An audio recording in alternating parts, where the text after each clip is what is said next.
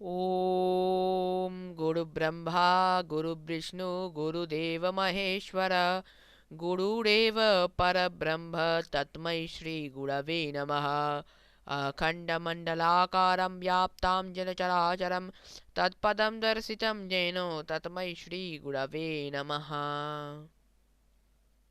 At first, I will touch the feet of Bhagavan Sri Ramakrishna, Sri Sharada Devi, and Swami Shivananda Maharaj on the occasion of his birthday. Today, we are going to discuss about his early life. Swami Shivananda Maharaj, more popularly known as Mahapurush Maharaj, was a personality of great force, rich distinctive color, and individual quality.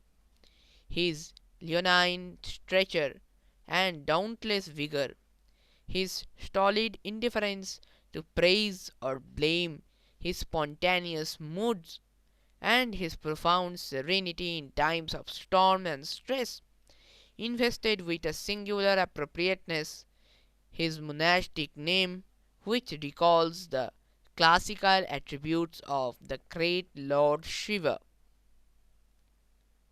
He was born sometime in the 50s of the 19th century on the 11th day of the dark fortnight in the Indian month of Agrayana, November to December. The exact year of his birth is obscure. The Swami himself, with his characteristic indifference to such matters, never remembered it. His father had indeed prepared an elaborate horoscope for his son, but the latter threw it away into the Ganga when he chooses the life of renunciation. His early name before he took orders was Tarak Nath Ghosal. He came of a respectable and influential family of Barasat. One of his ancestors, Hari Krishna Ghosal, was Diwan of the Krishnanagar Raj. His father, Ramkanai Ghosal, was not only a successful lawyer with a substantial income but a noted tantric as well. Much of his earnings were spent in removing the wants of holy men and of poor, helpless students. It was not usual for him to provide board and lodging for 25 to 30 students at a time in his house. Later, when he became a deputy collector, his income fell, which forced him to limit his charities much against his wish. Subsequently, he rose to be the assistant diwan of Coach Bihar. Already, we have referred Ramkanai Ghosal as a great tantric, and it will be interesting to recall here an incident which connect him with Bhagavan Sri Ramakrishna Paramhansa. For some time, he was a legal advisor to Rani Rasmani, who was the founder of the Kali temple at Dakshineshwar, where he came to be acquainted with Bhagavan Sri Ramakrishna Paramhansa during a visit on business matter. Sri Ramakrishna's great personality attracted him, and whenever the latter come to Dakshineshwar, he never missed seeing him. At one time, during intense spiritual practices, Bhagavan Sri Ramakrishna Paramahansa suffered from an acute burning sensation all over his body, which medicines failed to cure. One day, he asked Ramkanai Ghoshal if the latter could suggest a remedy or a medicine. The latter recommended the wearing of Ichha Kavach, an amulet containing the name of chosen deity on his arms. This instantly relieved him from his earlyhood. Tarak showed unmistakable signs of what the future was to unfold. There was something in him which marked him out from his associates. It was not mere bold conduct and straightforward manners. Though talented boy, he showed very little interest in his study. A vague longing gnawed at his heart and made him forget himself from time to time and be lost in flights of river. Early in life, he became drawn to meditative practices.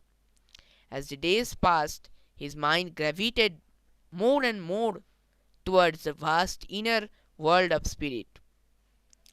Often, in the midst of play and laughter and boyish merriment, he would suddenly be seized by an austere and grave mood which filled his companions with awe and wonder. It was not surprising that his studies did not extend beyond school.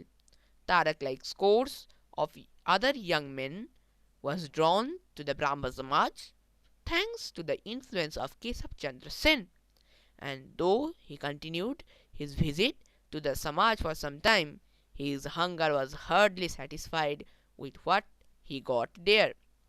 Meanwhile, his father's earning fell and Tarak had to look for a job. He went to Delhi. There he used to spend hours in discussing religious subjects in the house of his friend named Prasanna. One day he asked the latter about Samadhi, to which Prasanna replied that Samadhi was a very rare phenomenon which very few experienced, but that he knew at least one person who had recently experienced it, and told about the name of Bhagavan Sri Ramakrishna Paramahansa. At last, Tarak heard about one who could teach him what he wanted to know, and waited patiently for the day when he would be able to meet Bhagavan Sri Ramakrishna Paramahansa. So, this was all about his early life. And the next part, the life with Bhagavan Sri Ramakrishna Paramahansa, will be read in the in his next birth date. Thank you. ॐ पूर्णमदः पूर्णमिदं पूर्णात् पूर्णमुदच्यते पूर्णस्य पूर्णमादाय पूर्णमेवावशिष्यते हरिः ओं तत्सत् जय श्री गुरु महाराज जी की जय।